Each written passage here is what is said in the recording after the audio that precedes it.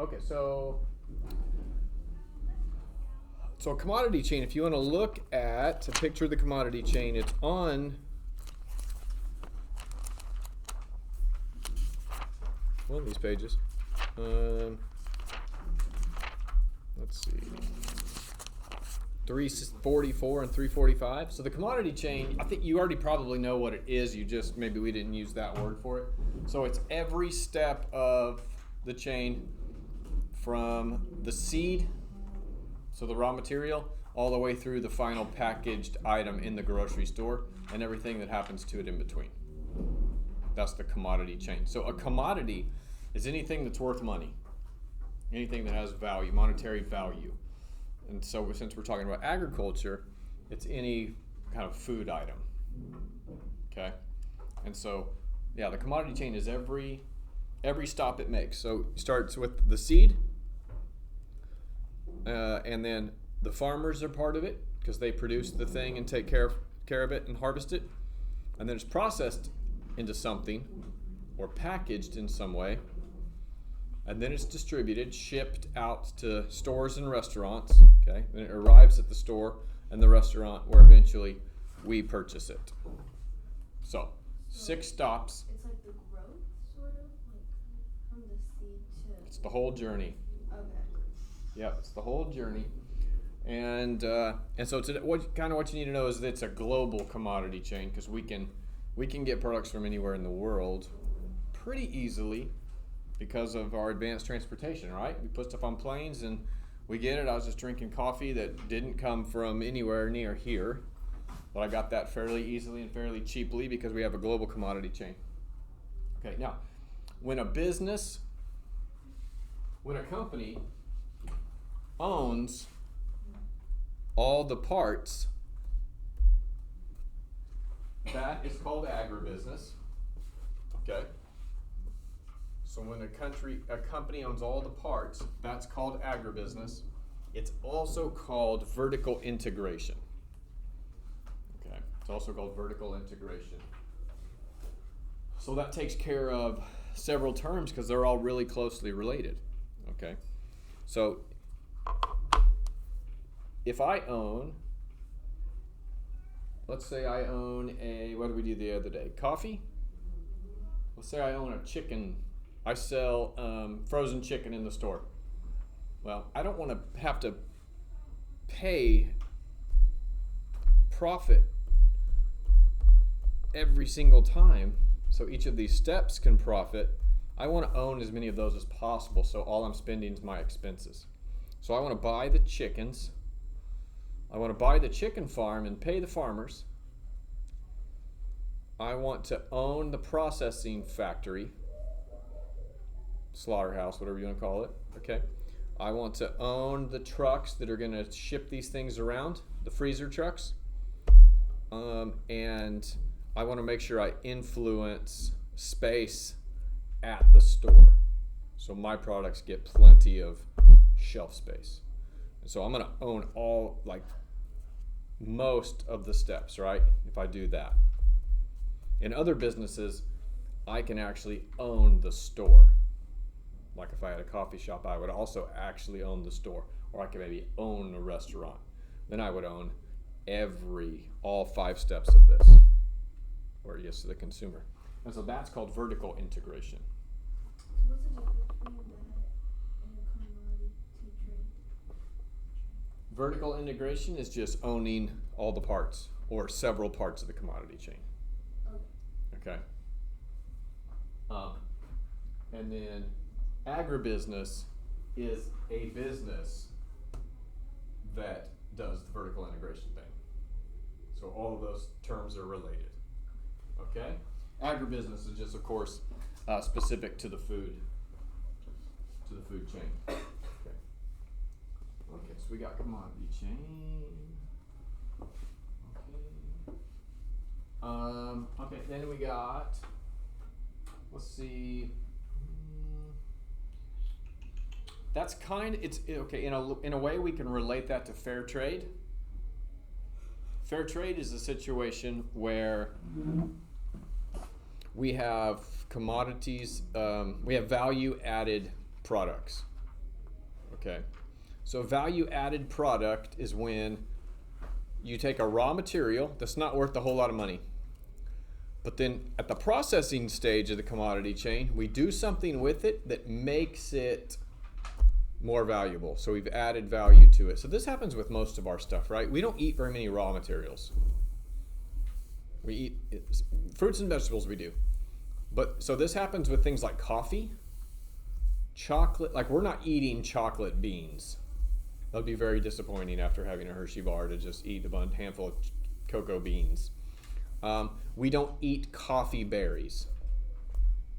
And so you could buy a whole sack of coffee beans that haven't been roasted, and it wouldn't cost you very much at all. But then you would have to go through the headache of roasting them and figuring all that stuff out to make coffee, right? So we add value to things like that when we process them and make them desirable. Now, the problem is Starbucks is making loads of money off of coffee, right? But the coffee farmer that planted the seeds and harvested the berries is making hardly anything. Because at that stage, that crop's not worth anything, unfortunately. And coffee farms and other types of plantations that are in this situation, they're in places where people don't get paid a whole lot anyway, because there is no minimum wage. There's, you can just get away with paying people very, very little. And so fair trade is a system where companies have said, we're going to pay workers a fair wage so they can have a share of this coffee business, and we'll put a fair trade stamp on it so that you as a consumer know you're buying something and that farmer made a fair wage from it. Okay, so that's what fair trade means. It's for these plantation style crops where the thing is actually way more valuable later. So the early stages of the commodity chain, they're not making hardly any money. Okay, I'll give you another example. Wheat. Wheat. 1 ton of wheat, that's 2,000 pounds, right? 2,000 pounds is a ton. 2,000 pounds of wheat is worth like $150.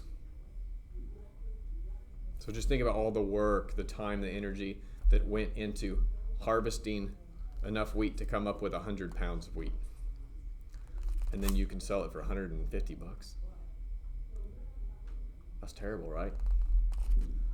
And then you go to the store and you buy a loaf of bread for $2 or $3. Well, that's way more than if you were to just buy. You could get 100 pounds of, I'm not good at math, but you get like 100 pounds of just wheat for that price. But then you'd have to make your own flour. You have to bake your own bread. So that's just an example of how these things actually become valuable as they go down the commodity chain, which means the farmers don't make any money, which is disappointing because we wouldn't have any of that stuff without them. So fair trade is an attempt to send a little bit more money down to the farmers and the farm workers. Okay, does that make sense? So when you're buying coffee, especially, we usually see it on coffee, there's a fair trade thing on the coffee. So like I just threw away a coffee thing, and it's fair trade coffee. Are you gonna practice questions? See that fair trade?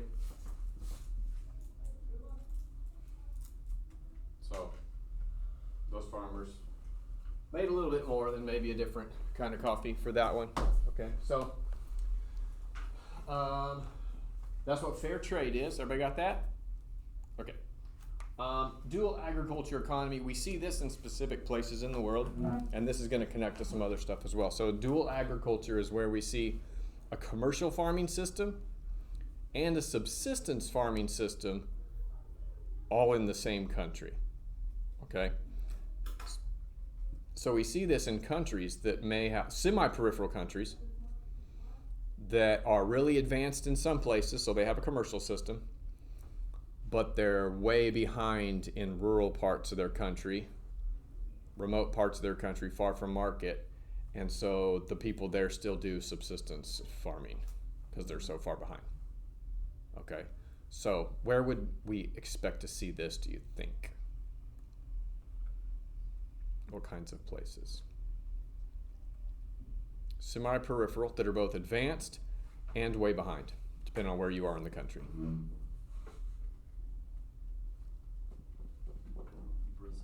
Brazil?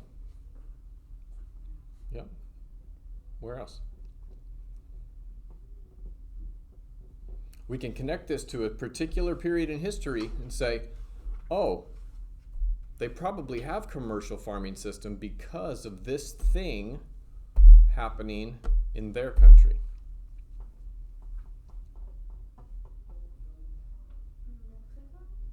Mexico? Okay. China? Okay. India? Not Africa? Why those countries? Where else has those countries all come up before, Emily? When I'm trying to remember the name of it, in the agriculture. Describe it. In the agriculture revolution, when Mm-hmm. Yeah. keeping GMOs and stuff, but they didn't get the Yeah. other countries. Remember in the Green Revolution? Those are the exact countries we took these things to, right? Yeah, and so, but those places are all semi-peripheral. They're developing, but they all have areas that are underdeveloped still that are doing subsistence agriculture. Now, this is different than like, I grow vegetables in my backyard, so I'm a subsistence farmer. I chose to do that kind of for fun. We're talking about a system where people have to do it. They don't have any other option. So it's not where we're in a core country and people just want to do it for fun, or to do a different kind of farming. That's not what we're talking about. That's the only option they have in these places. Okay, so it's a specific set of places. So think of those places where the Green Revolution went to. It's connected to that. That's why they have some commercial, but they're not fully developed all the way across their country. So they have this dual agriculture economy. Okay? Okay, so we got agricultural interdependence and pastoral nomadism. Agricultural interdependence is when countries, more than one country, become interdependent, meaning they depend on one another for commodities. Okay, so they might have a swap where they one country raises something that another one doesn't have, and vice versa, and so they become super dependent on one another because of that. So there's probably lots of examples of that. U.S. and Argentina swap a beef, which is stupid, but they do it. There's just lots of examples of that probably, but that's what we need to know about it, is when countries become dependent on each other's agricultural products. Okay, to the point where it would kind of be a problem if something happened to one end of it. And then pastoral nomadism is herding sheep or cattle or some other kind of a herding animal purposefully in an extensive environment.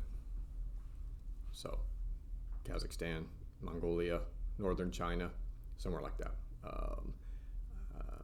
Just below and sometimes in the Sahara Desert is where we would find that. All right. Okay. That was good. So if we can put all these things together, then we're gonna really be able to understand not only this, but then we're gonna be able to apply everything else in the next 2 units to the things you learned about economics in this one. So that's gonna be good. Urban patterns. So we go from country to city, and then we end with economics in general. So you're already getting a little bit of economics now. It just continues. Okay.